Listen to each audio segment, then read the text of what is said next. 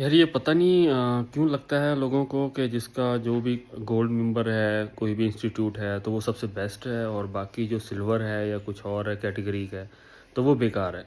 तो मैं एक इंटरेस्टिंग फैक्ट बताता हूँ। जब हम लोगों ने इस्लामाबाद से किया था ना निबोश आईजीसी, तो उस वक्त इस्लामाबाद में पिंडी में सिर्फ एक इंस्टीट्यूट था जो रजिस्टर्ड था निबोश से, जिसके पास राइट्स थे।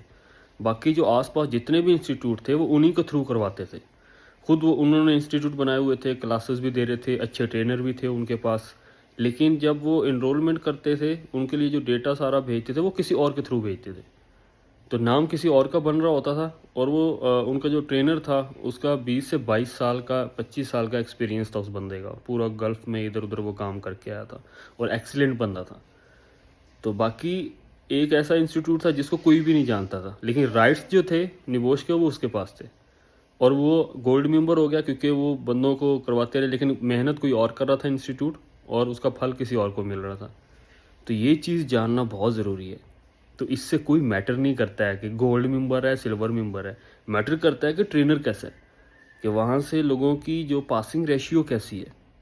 तो अभी लोग कहते हैं कि हमने वहाँ पे सर्च किया, हमें पता चला ये गोल्ड मेंबर है। इससे कोई मैटर नहीं करता, डजन केयर गोल्ड मेंबर। आप सिर्फ ये मैटर करो कि उसका रिव्यू लोगों से कैसा आपको मिल रहा है और लोग किस तरह से पास हो रहे हैं और किस तरह की तारीफ़ कर रहे हैं कि उनकी क्लासेस कैसी थी, बंदे कैसे थे, डीलिंग कैसी थी।